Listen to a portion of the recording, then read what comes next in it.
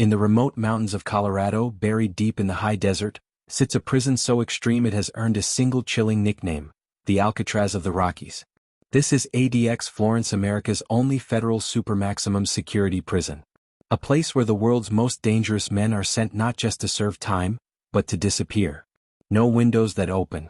No human contact for years. No hope of escape. Here, time itself becomes the punishment. This is the story of what really happens inside America's most secure prison, told by a man who lived it. His name is Eric King. In 2014, Eric King was sentenced to 10 years in federal prison for throwing 2 Molotov cocktails into an empty federal building during the Ferguson protests. What began as an act of protest would lead him into the belly of the beast. After an alleged assault on a lieutenant at another facility, King was transferred to ADX Florence for the final year and a half of his sentence. What he experienced there would change him forever. This is his story, and the untold truth of how Supermax prisons actually work. The journey to ADX begins long before you ever see the walls. For Eric King, it started at 4 a.m. on a cold Colorado morning. He was woken, shackled, and placed on a bus with other high-security inmates. Hands cuffed behind his back. Legs in chains. A black box over the handcuffs so tight it cut off circulation. The ride itself was a preview of what was coming: hours of silence, constant surveillance, and the growing dread of knowing you were heading to a place designed to break the human spirit. When the bus finally pulled up to the facility, King was processed like every other inmate. Strip-searched. Fingerprinted. Assigned his new identity, inmate number 27090-045. Then the heavy steel door slammed shut behind him. Welcome to ADX Florence. Built into the ground like a fortress, ADX is a self-contained world of concrete, steel, and silence. It houses around 350 to 470 of the most dangerous federal inmates in the United States, men too violent, too high-profile, or too disruptive for any other prison.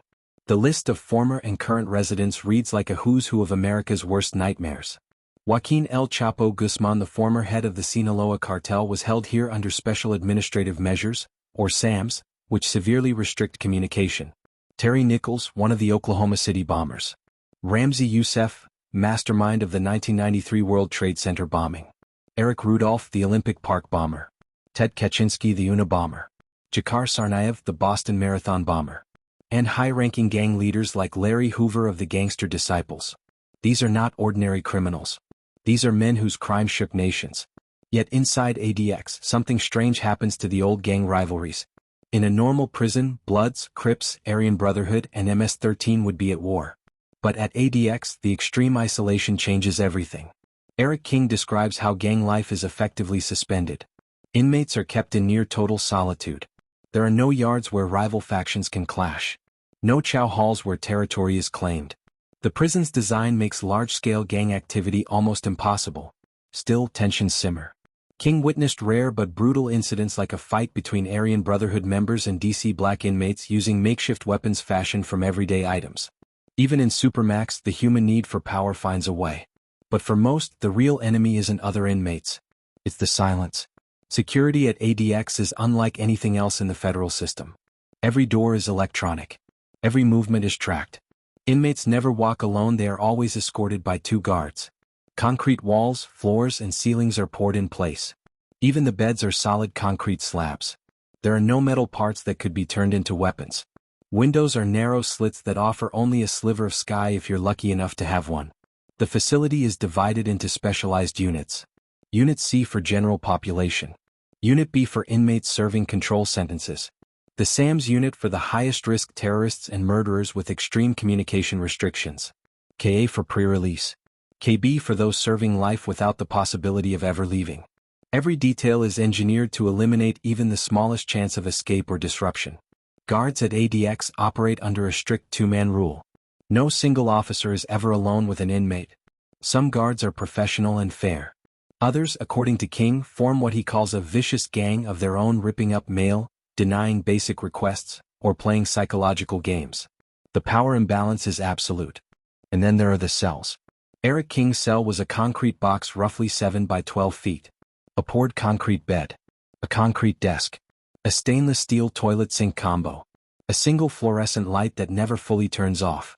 The shower? A small stall in the cell that activates on a timer. 3 minutes of water, no more. For 23 hours a day, this is your entire world. Recreation is 1 hour, sometimes in an indoor cage, sometimes in an outdoor kennel, surrounded by high walls that block any view of the outside world. The psychological toll is devastating. King describes it as a quiet hell. Sensory deprivation sets in fast. For the first 2 weeks he had no TV, limited mail, and almost no human voice. Inmates scream for help and receive none. Mental health crises are common, yet treatment is minimal and delayed. King coped by creating rigid routines. He would run laps in his cell, do burpees, and rank each day from 1 to 5 based on tiny victories: a sports win on TV, a letter that actually arrived. He called it chasing dopamine in a place designed to starve you of it. Communication with the outside world is heavily restricted. Visits are non-contact. You speak through a phone behind thick glass, with guards able to cut the line at any moment. Phone calls are limited to 15 minutes, heavily monitored, and must be scheduled around recreation time. Mail is screened by the Special Investigative Services and sometimes the FBI. Letters can be rejected for the smallest reasons and delayed for months. Even the smallest human connection becomes a privilege that can be taken away. Food is another form of punishment. The national menu rotates burgers on Wednesdays, but King describes it as barely edible. Commissary becomes essential for survival. Peanut butter, tuna, stamps, and basic hygiene items are lifelines. Yet even commissary has strict limits. The rules at ADX are endless and unforgiving. Counts happen multiple times a day. Inmates must stand in specific positions so their body shape is visible on camera. Cells must be kept spotless. Any infraction, even something as small as a piece of paper out of place, can result in loss of privileges or time and even more restrictive housing. Eric King learned quickly: mind your own business, show respect, and never ask suspicious questions. For almost 2 years, this was his reality. Then, on December 13, 2023, Eric King walked out of ADX Florence a free man. But freedom came with its own challenges. Reintegration into society after Supermax is brutal. The brain has to be deprogrammed. Simple things like human touch feel overwhelming. Loud noises trigger anxiety. Therapy and medication become necessary tools for survival. King now works as a paralegal and has written a book titled A Clean Hell: His Raw Account of Life Inside ADX. He believes the system needs reform. He urges society to remember that even the worst offenders are still human beings with families who love them. His message is simple yet profound. If we want safer streets and better justice, we must treat prisoners with basic dignity, because one day, most of them will return to our communities. ADX Florence remains operational today. It continues to house the most notorious criminals in America under conditions that many experts call cruel and unusual. Whether it truly makes society safer, or simply creates more broken men who one day re-enter society, is a question that still divides the nation. But one thing is certain.